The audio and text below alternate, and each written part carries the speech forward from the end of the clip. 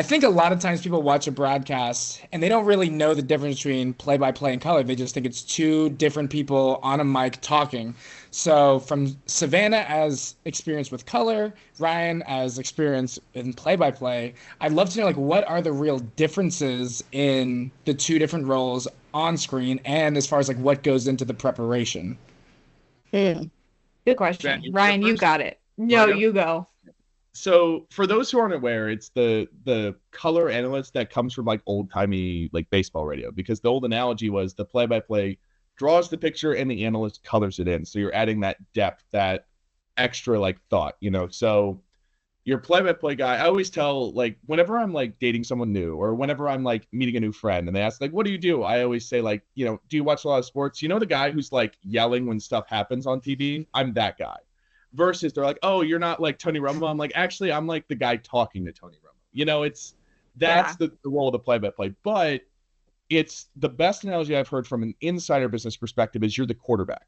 Aaron Andrews said that at a, I forget what it was technically, but she was just like speaking to Florida students. But I remember I asked her, it was like some question of like how to be a good play-by-play for sidelines. And she talked about that you're the quarterback and the producer's the coach, and it's your job to delegate and distribute. You know, you are trying to be like Tom Brady, or you know, you're trying to be kind of a game manager in some regard, where my job is to check it down to Savanna or like try and like lob up something like, you know, a good over the top ball for my analyst to the sideline, metaphorically speaking. I was a lineman, I can't throw. But I think as a play by play, your prep to your question, Will, is much more rooted in creating avenues and creating talking points. You know, when I'm doing research, it's very you know, people say, oh, you look up the stats. And I'm like, the stats are kind of what I'm finding as I'm trying to construct narratives. I'm trying to construct what is our story, right? Because let's say I can give you a stat that a basketball player has hit 50 straight on the free throw line. It's a cool stat. Okay, let's go a little deeper. Is there a reason behind this? So you talk to the coach. Hey, you know, I know she's on this crazy free throw streak. He's like, and then the coach will say something like, yeah, man, he came in the gym this summer and he was doing 3 sessions a day, just free throws.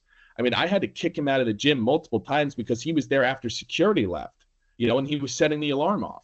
Okay, boom, we've got our story. So then you work that nugget and he goes to the free throw line, you know, and Jack Smith has hit 50 straight free throws. You know, Savannah, we were talking to the coaches this week, and you tell the nugget, and then you ask, and then that's when you're giving your lead to your analyst who's going to take the baton, because you're saying something like, you know, and that's the kind of dedication you need to improve in this very critical aspect of the game. Savannah takes it, boom. Yeah, you know, I remember when I was a player, or, you know, yeah, you know, this is the kind of stuff that coaches really emphasize is important to the culture of the program. You know, it's you're always doing this sort of rhythmic back and forth toss. And Mhm. then, oh, wait, the sideline has something they want to chime in. They communicate that to us. We tee her up. And that's how you're building that flow.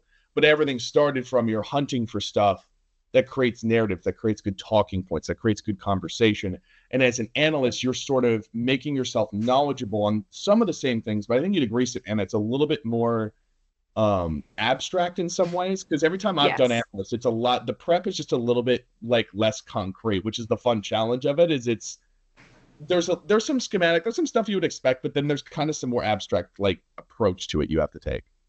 Yeah, I think when I first did color, because that was a huge transition from me for me to go from sideline of getting 45 seconds to talk, maybe 4 times if I'm lucky in a broadcast, to constantly talking. And that was really overwhelming for me when I first started prep of like, what am I gonna say? But then from there, particularly doing basketball, because that's the thing that I do most consistently, it's being able to break down really why the game is going one way or another, which you can only do so much prep for. So, especially when I was first getting started and doing a team I wasn't familiar with, I went back and watched old game film just because I had to feel good about it. And I could see like, oh, they play really well in a zone, or if this player has an off night, the offense collapses. And Yeah. so you kind of take those stats, like the one I did this past weekend was one of the main 3-point shooters for the Bulls women's team was 1 for 17 the game before.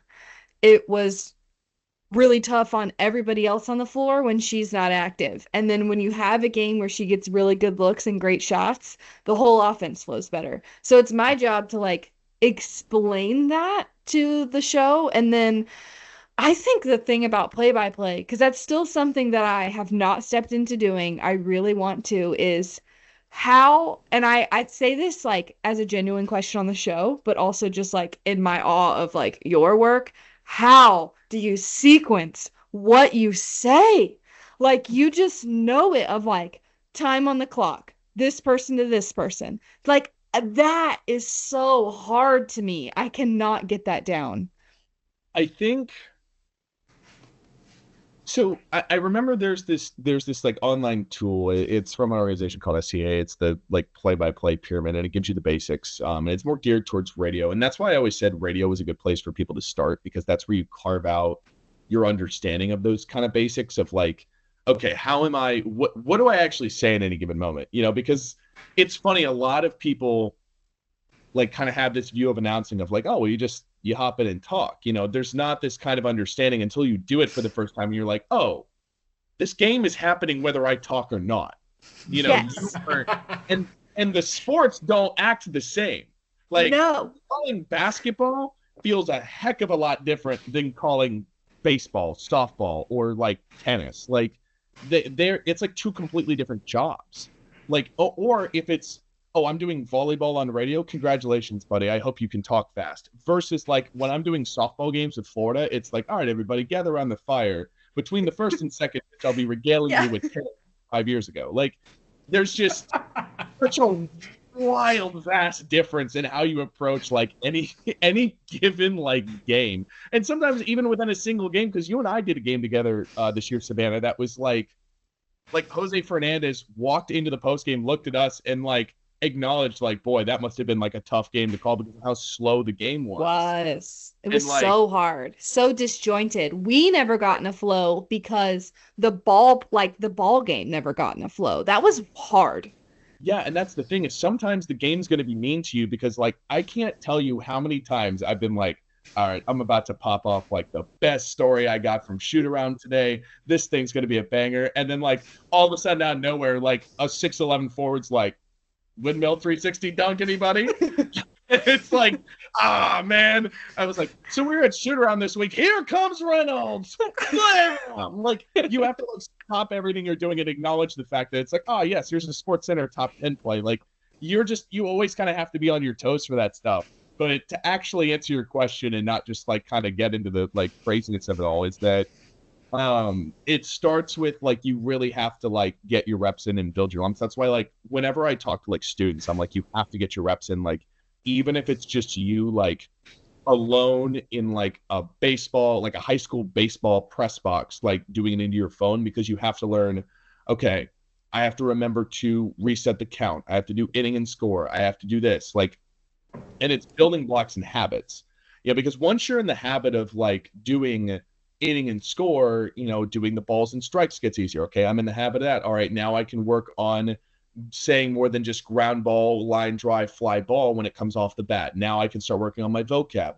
Now instead of saying it's a single, I can say it's a base hit, or instead of a double, I can say it's a two bagger. Or, you know, you start to build on these things. You could expand your vocabulary. Okay, now I know the pace of this game. I know that I've got an extra 3 seconds till this pitch comes in because the pace of this pitcher, like, you kind of just start to build an instinct out of habit, and then it flows naturally. Like at this point, like I talk about it all the time, that it's like there's sort of an autopilot, and whenever big calls happen, I black out, and usually one of the first things I do is I hit the talkback button to my producer. I'm like, did that make sense? Because I don't remember what I say on a big call. It just comes out of my mouth, and I'm like crossing my fingers that it sounds good. Hey, thanks for watching this clip. For more on sports media and working in the industry, subscribe to the How to Cook a Goose podcast.